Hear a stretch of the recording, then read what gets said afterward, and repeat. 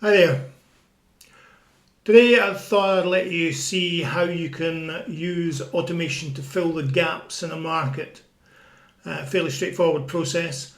You'll see that I'm four and a half minutes out from the start of this greyhound race at Newcastle this afternoon, and as you can see there's lots of gaps in the market.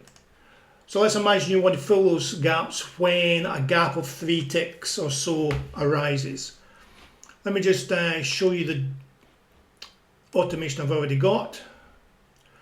So this will kick in whenever there's a gap of 3 ticks between selections.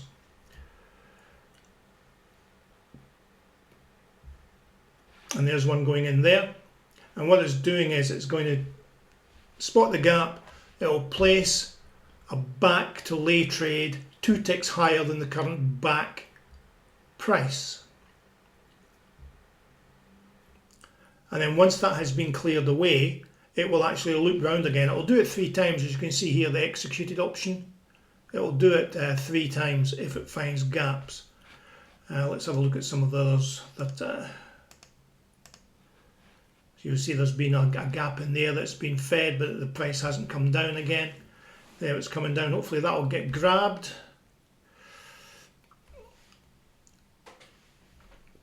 And that will cause that to loop round and start again. So as I say, it does it 3 times maximum, but it only does it when there's no outstanding bets on that runner. So in other words, the gap gets detected, the trade gets placed 2 ticks above the back price, and then that trade has to be cleared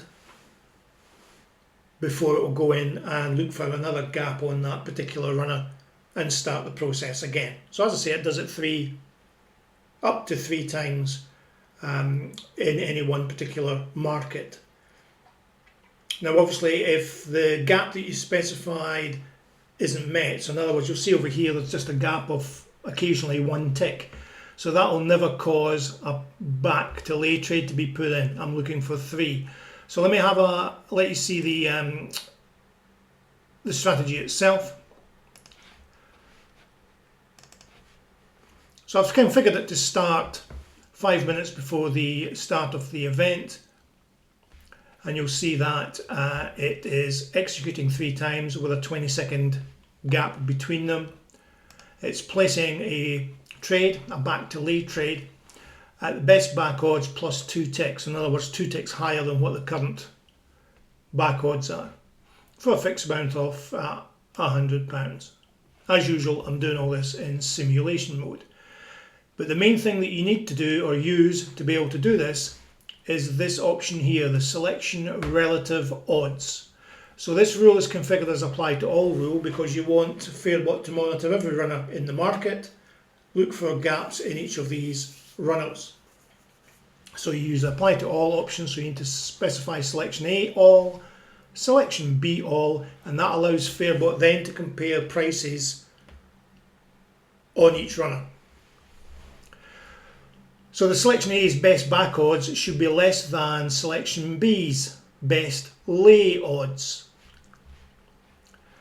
And what I'm doing here is I'm looking at -3 ticks. So if you take the best lay odds for a runner and reduce that by 3 ticks, that resulting figure, if that is still higher than the runner's best back odds, then there's clearly a 3 tick gap in there, and Fairbot will place that bet, that trade, at 2 ticks above whatever the current back price is. Okay, and that's how it works. You may want to think about putting an additional restriction in here. For example, the selections fixed odds, you might want to only do this on runners where the odds are less than a certain value, for example. You're more likely to get big gaps in the less fancied runners. So you may not necessarily want bets to be going in on those particular runners. Another thing that you might want to consider is the action. Rather than using a fixed amount, you might want to specify by book percentage, and that way what will happen is the actual the back to lay trade will be adjusted based on the odds of the runner concerned. Similarly, you could actually just specify back stake as a profit, and that will work out the stake in order to get £100 in this particular example as your profit.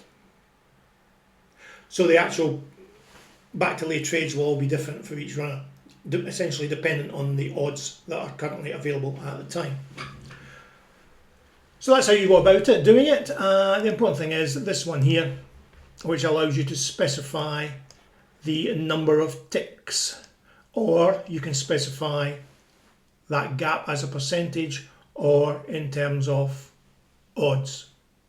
There is another way of doing it, which you might find okay, although it is, I would argue it's not as good as using ticks, but let me show you what that looks like.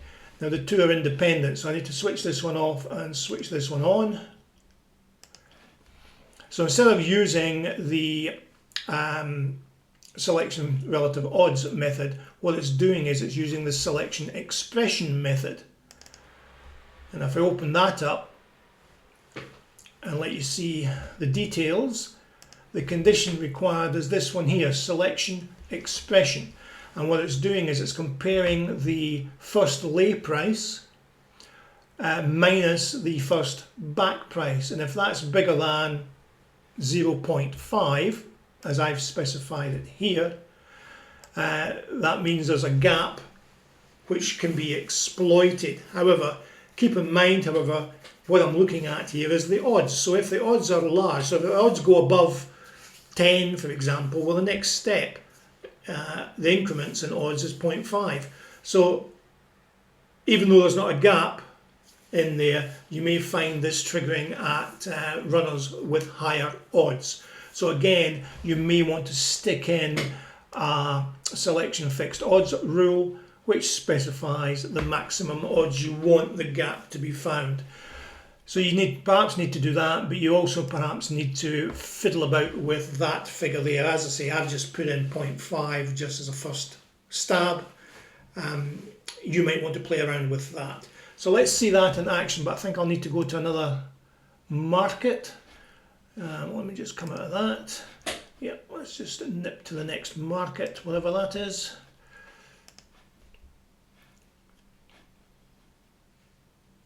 Okay, the next one's going to be at Monmore.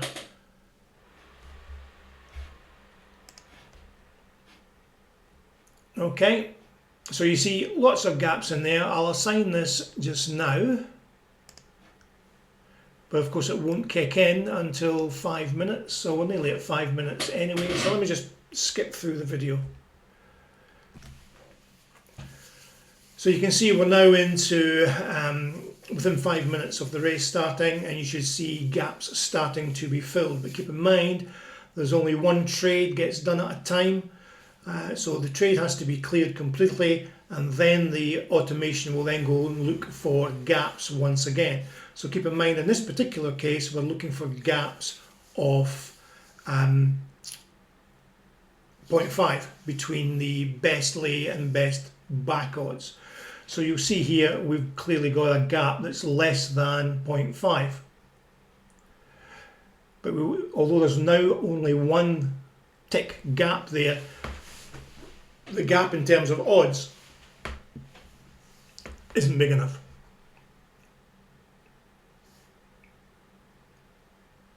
So as I say, I'm not particularly convinced about this particular method using the selection expression. I think the previous version is actually the way to go, but by all means have a play with both of them, and you can specify the number of ticks. So essentially that defines the size of the gap that you're looking for. Keep in mind the market that you're playing in.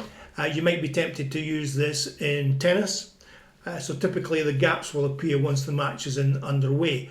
Keep in mind the delay in tennis matches. It can be up to 8, 9, 10 seconds. So Fairbot will detect a gap. It will then submit a bet 2 ticks higher as I've configured it here.